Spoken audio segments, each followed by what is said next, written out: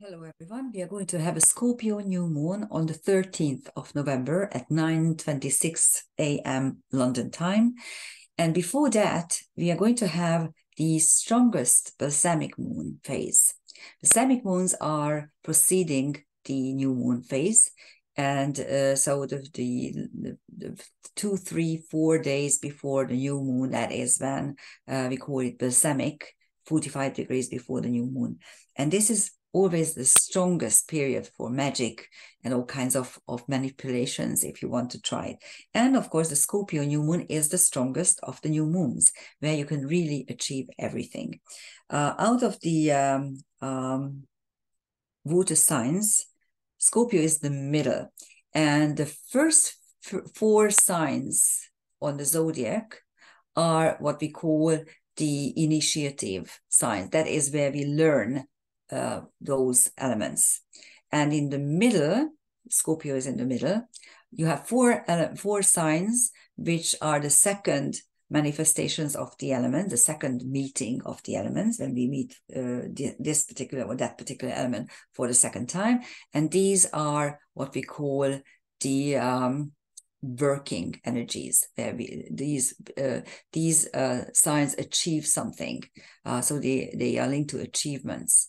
And in Scorpio, it is how to achieve, to rule all the human emotions. And the last 4 are called in Transcendental Karmic Astrology manifestation signs, because there the elements reach their highest potential. So we have a Scorpio new moon. Let's take a look at the London chart. And this particular new moon is opposite Uranus and also conjunct Mars. Now, as you can see, it's 9:26 a.m. London time, and I just love this picture of Mars because it is really like a cyclops with one eye, and it has a Joker face at the same time, so it's really mischievous in many ways. And the usual suspects are in this chart that we have seen in recent days and weeks, except for the London chart. It has some highlights. On the IC, you have Chiron, the karmic wounds. So actually, the past, the karmic roots are wounded. The South Node, Pallas Athena conjunction is already separating, but we can still utilize the goddess of wisdom by achieving whatever we need to when we are cornered or threatened. And we want something that is coming from the past, some kind of knowledge. And in Libra, this is diplomacy, cool and emotionless behavior patterns. Opposite it is, of course, the Aries North Node conjunction, which will be again very, very, very tight soon. Actually, when the Mars Sun conjunction is going to be exact, which is 5 days away, because at the moment Mars is quite fast. So the new moon is conjunct Mars and loosely conjunct Ceres as well. There will be a Mars Ceres and also Sun Ceres conjunction soon. In the London chart, you have dark moon Lilith exactly conjunct the descendant. Then the descendant is either your partner or your open enemies, and the dark moon is the acceptance of the curse. So this particular new moon is also supercharged with all sorts of relationship energies as well. As you can see, the Vesta Astrea conjunction is already doubly separating, because Vesta turned retrograde in a couple of days, and now they are separating from each other, so it's no longer actually there. In karmic astrology, we use a lot tighter aspects than usual. It's barely 5 degrees. So I would say that if you still want to focus on karma breaking and destiny changing with this particular new moon, you can. But after that, this window is going to close. And those strong feminine archetypes, Trans-Pluto and Black Moon Lilith, are still very conjunct, very tightly conjunct. Juno is already separating because it's the fastest. And a couple of, maybe 2 weeks ago, Venus was here. She has already changed even signs. So that's the energy pattern of the new moon. And as you can see, the ascendant for London is quite prominent because it's on the Great Attractor. We're going to look at it in a minute. So there is a doubly dissolved opposition of the new moon. Here you can see I did not include Ceres because it's really far away according to my taste. Sun, Moon, and Mars, opposite Uranus. It's a tricky opposition, first of all, because whenever either the sun or the moon is opposite something, it highlights and illuminates it beautifully. Here, the two luminaries highlight and illuminate Uranus, so it gets full potential and full disclosure. But this Uranus is retrograde, so it is really working inside us, not outside. And then whatever the sun or the moon touches, it infuses it with energy and consciousness, and again doubly so in the case of Mars, which is in Scorpio, which used to be one of its signs before we moved it gave Scorpio to Pluto. So this Mars is very, very strong, and the Mars-Uranus opposition is always about that. Mars-Uranus aspects by definition are always about free will, how you exercise your free will, whether or not you have free will. Mars is the will and Uranus is freedom. But this is an opposition, which means that you have problems in exercising your free will. Yes, but we just saw that this new moon highlights and illuminates Uranus, freedom, and at the same time infuses Mars with power and insight. So it's tricky how we are going to utilize it. And at the same time, this opposition is dissolved partly by Vesta and partly by Chiron. Let's take a look at Vesta's dissolution. This is a sesquiquadrate, 135 degrees. And this usually means that this is, of course, a stressful aspect, but it doesn't give you daily problems or daily issues. It really denotes in karmic astrology something that you have worked a lot in past incarnations, and now you have the chance to let it go or to resolve it, especially when the sesquiquadrates planets are in the same element. And here this is it, because Vesta is in Cancer and the triple conjunction is in Scorpio. So this is a water energy here, and it means that the tension of the sesquiquadrate is a little bit mellowed by the fact that it is in water signs. You can always be sure if you see this, that the 2 points are in the same element, that the whole issue, the whole tension is much easier to resolve. And the other side of the dissolution is Chiron, which is on the IC, of course. And this dissolution is done by or achieved by aspects from the quintile family. The quintile family denotes ingeniousness. And the decile, which is the Uranus-Chiron, between Uranus and Chiron, is professionalism, something that you can do. So you can actually change your karmic wounds professionally. And then the biquintile from Chiron to the triple conjunction of the new moon is usually, it denotes ingeniousness and traits that you acquired in a whole incarnation cycle with many lives there. And so Chiron here is it provides the dissolution. Okay, let's take a look at the transcendental celestial objects. On the Sun, Moon, Mars, you have 3 asteroids and 1 TNO. I gave here a little bit wider orb, and I normally only allow 1 degree for transcendental objects. But when the sun or the moon are there, and here both are here, I give it 1.5 to 2 degrees orb. So you have a little bit bigger potential here. And what struck me as kind of sad is the fact that, yes, there's asteroid child there. And of course, if you look around, there are 2 big wars raging, one in the Middle East and one in Eastern Europe. And both are horrible. And I'm not going to take parts. I don't want to take parts. I don't care. What really saddens me is 2 things. Number one, that in both cases, brothers are killing each other. The Jews and the Arabs are Semitic people, so they are tribal people. They are killing each other while they are trying to keep their own potentials. And the problem with tribal issues is that it's never ending. An eye for an eye is going on for 7,000 generations until one is killing the other for good. So this conflict will never end until the last Jew or until the last Arab. And on the other hand, in the case of Russia and Ukraine, again, these are brother nations. The Ukrainian language didn't even exist up till 20 years ago. I'm just letting you know that it was the name Ukraine means border territory. So it was the border territory of Russia. And they are just killing each other. And who are the biggest sufferers? Children. And this new moon highlights this fact. Tyr is war gods, so you have two war gods actually included in this new moon, Mars and Tyr.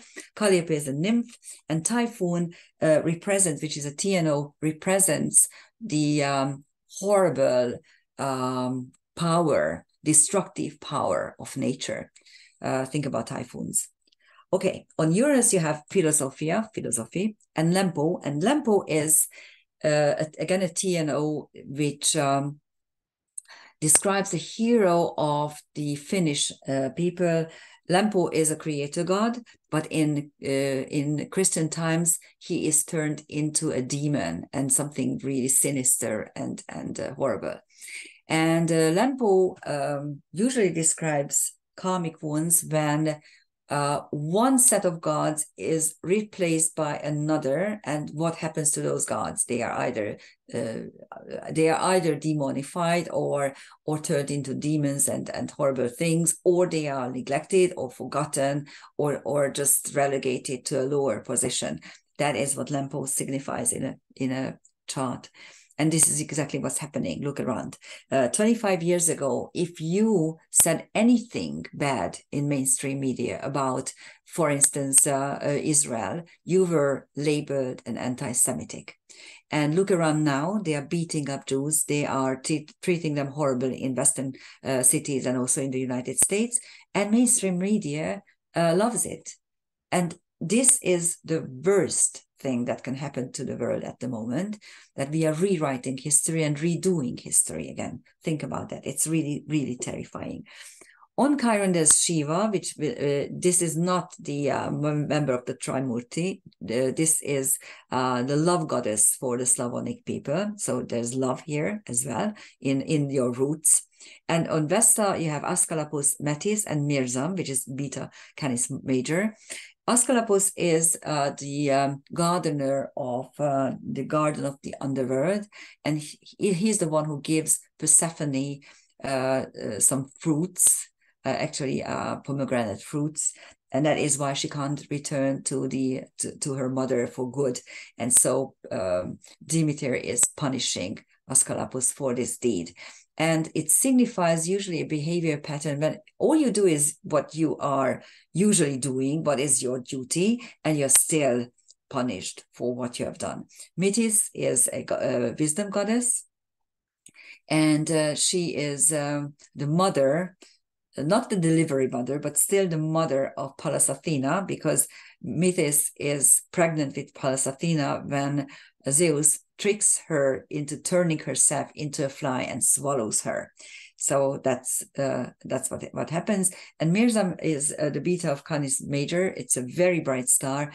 It rises before Sirius, the brightest star, which usually signified the indentation of the river Nile. So it was an important significator for the Egyptians. And as beta stars usually describe the darker side or the negative side of the concept that a constellation brings. Here, it simply means that whatever news there is, you should take it with a pinch of salt. Okay, there's still mystic rectangle, if you look, there is, whenever you see a mystic rectangle between the angles, it gives you the potential to survive big problems and issues in your life, simply because the angles are the four main corners of a chart. The ascendant is yourself and the start of your lifespan. The descendant is your partner or your open enemies. The IC is your roots, your karmic roots, your nation, your family, and your past. And the MC is your profession, your vocation, your future, and whatever you are striving towards. And if one of them has a problem, you can actually turn it around and stabilize it from the other 3 points. That is why it's really brilliant. And of course, Chiron is also included in this mystic rectangle. There are a few transcendental objects here as well. On the ascendant, you have Horus, the first pharaoh, and Psyche, the ability to look into the psyche, the ability to understand psychic problems. Anahita, who is the creator goddess, for instance, for us Hungarians and also for the Armenians. And the great attractor, which is one of the key celestial areas, signifying the issue of free will. And how interesting is this, that the new moon itself, with its Mars Uranus opposition, signify the issue how much free will we have. And this particular point is rising in the London chart. On the descendant, you have Astarte, Ishtar, so another a strong feminine archetype. And on the midheaven, you have Hebe and Tristan. Hebe is the goddess of youth, and Tristan is a lord, a knight in shining armor. And on the IC, you have, we saw this, Shiva and Alpharatz. Alpharatz is one of the healing birds of suicide victims, interestingly enough. There's also a platform around 24, 25 degrees of the signs. Platforms are the lowest of the trapezes, and you can actually step on them and tell whatever you need to say to the world or perform whatever you need to perform. In this particular case, the base of the platform is the nodal axis with Eris. So that's the basis for me to want to step on it and say what I need to. And the inner energy pattern is comprised of two quincunxes. One is the Ceres North Node, Ceres Aries quincunx, indicating that yes, our life is being disrupted in front of our very eyes. Our homeland, our families, our values, all the old values are being disrupted by the new energy patterns that are emerging. And the Vesta South Node quincunx indicates that whatever you learn from past incarnations, you can utilize by actually turning it into universal love. And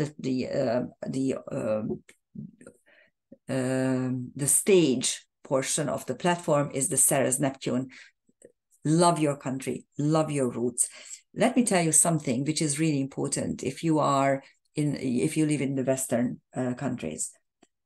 Those who are invading Europe, they have a very strong belief system. They think about this. They pray 5 times a day. They have a very strong connection to their gods, to their God, and they actually trust their God, and they feel that God is at their side. This gives them enormous power.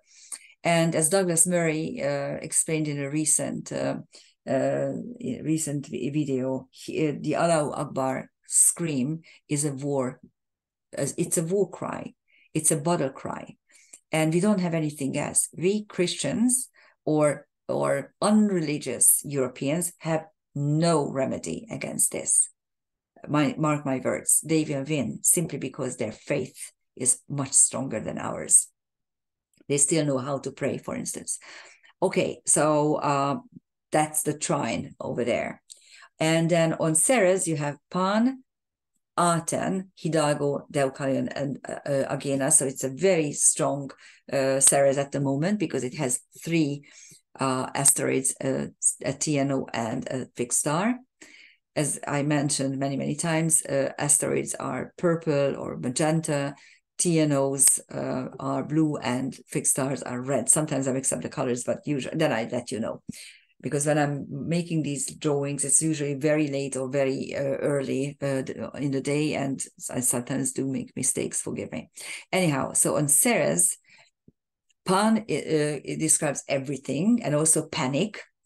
Aten is the sun disk in Egyptian mythology. Hidalgo is a priest, a priest who is also revolting against injustice. And Deucalion in Greek mythology is the son of Prometheus, and he and his wife are surviving Zeus's wrath, and they are after the flood that Zeus simply blocks out humanity because he just is disgusted with us. Deucalion and his wife survive. So Deucalion means 2 things: to be chosen for a task. Yes, you are chosen to keep your home and your family, and also the ability to survive. So there's hope. And then Agena, which is the beta star of Centaur, Beta Centaurus. It is a southern hemisphere constellation, so you won't see it in England. And the whole constellation is linked to healing karmic wounds, healing Chiron wounds. And Agena, again, is a beta star, so you can actually heal wounds that turned into phobias. Whereas the alpha star, Toliman, is more for any karmic wounds of any type, any of those how to heal those. On the north node, you have Amenetet. This is an Egyptian pharaoh. And on the south node, you have Adonis and 2 bright stars, Spica and Arcturus. Adonis is the lovely youth who again, love yourself, love your family, love your past, love your abilities. That's what it describes. And Spica or Spica is the alpha star of the Virgin, Virgo, and it denotes everything that is beneficial, how you heal, how you nurture, how you give people energy. And then Arcturus is the alpha star of Boots, and it describes, it's a 5th dimensional star, and it's the healing word for children who are abused and die as a result. And at the moment, a lot of children are abused and die as a result. Look at the two wars and just look around. It's horrible. I mean, every day you learn something really, really horrible. So there's hope that Arcturus is at the moment prominent. Let's hope these children find some kind of peace up there. Happy new moon. If you want to do some magic, do some very simple things, but remember that Scorpio new moon is the strongest. Thank you for listening. Bye-bye.